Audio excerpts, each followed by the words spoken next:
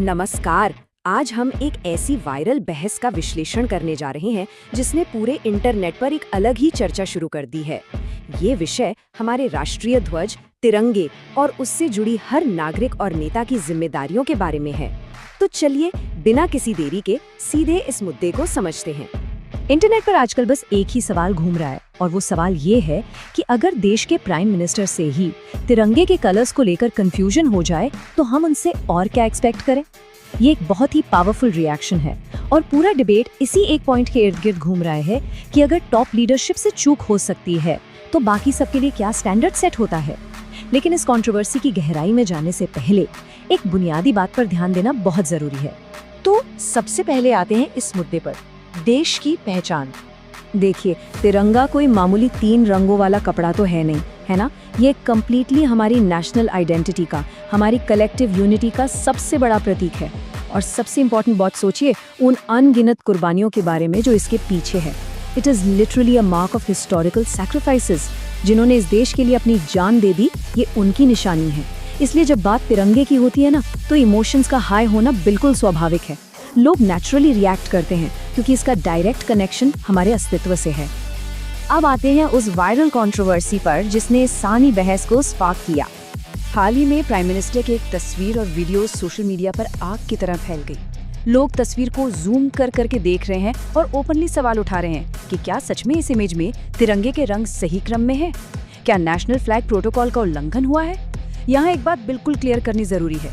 हम यहाँ किसी साइड को डिफेंड या अटैक नहीं कर रहे हैं। हम कंप्लीटली न्यूट्रली इस बात का विश्लेषण कर रहे हैं कि आखिर इस वायरल इमेज ने पब्लिक डिस्कोर्स को किस तरफ मोड़ दिया है। यहाँ लोगों का मेन आर्गुमेंट क्या है?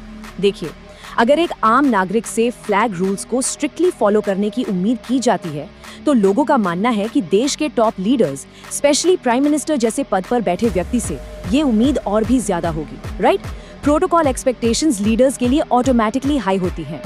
यही एग्जैक्ट रीजन है कि पब्लिक ने इस इमेज को लेकर इतनी तेजी से और इंटेंसली रिएक्ट किया है। लेकिन क्या सिर्फ भावनाओं में बहकर रिएक्ट करना हमेशा सही होता है? यहाँ आता है हमारा अगला logic, verify before reacting. Internet की दुनिया में हर चीज जैसी दिखती है वैसी होती नहीं, इसलिए कंटेंट कंज्यूम करने का एक सही तरीका होना चाहिए। स्टेप 1, ब्लाइंडली किसी भी कंक्लूजन पर मत पहुंचे। सोशल मीडिया पर बहुत बार कॉन्टेक्स्ट मिसिंग होता है या इमेजेस बदली हुई हो सकती हैं। स्टेप 2, हमेशा ऑथेंटिसिटी वेरीफाई करें, फैक्ट चेक करें। और स्टेप 3, जब एक बार इन्वेस्टिगेशन से पक्का साबित हो जाए कि हाँ गलती सच में हुई है, तभी अकाउंटेबिलिटी या जवाबदेही मांगे। एक जागरूक समाज ऐसे ही काम करता है, क्योंकि आखिर में बात चाहे जो भी हो, ये सबकी रिस्पॉन्सिबिलिटी है।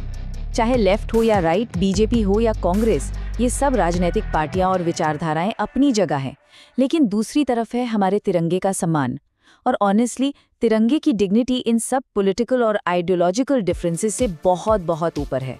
जब राष्ट्रीय प्रतीकों की बात आती है तो पॉलिटिक्स को दूर रखना ही पड़ता है। फ्लैग का सम्मान एक ऐसा शेयर्ड ग्राउंड है जहां बाकी सारे मतभेद खत्म हो जाने चाहिए। अगर फैक्ट चेकिंग के बाद ये क्लियरली एस्टैब्लिश हो जाता है कि हाँ कोई फैक्चुअल एरर हुआ है फ्लैग के रूल्स में, तो अकाउंटेबिलिटी बिल्कुल तय होनी चाहिए। चाहे गलती किसी ने भी की हो, चाहे वो कोई आम इंसान हो या बहुत बड़ा नेता, प्रोटोकॉल और सम्मान सबके लिए एक बराबर होते हैं। इसमें किसी भी तरह का पक्षपात नहीं हो सकता। लेकिन फिर से वही बात, शर्त सिर्फ इतनी है कि पहले क्लेम वेरीफाई किया गया हो। क्योंकि जैसा कि इस बहस के दौरान बहुत खूबसूरती से कहा गया है, लीडर्स बदलते रहेंगे, पार्टीज आती जाती रहेंगी, लेकिन तिरंगा हम सबका है। उसकी इज्जत भी हम सबकी रिस्पॉन्सिबिलिटी है।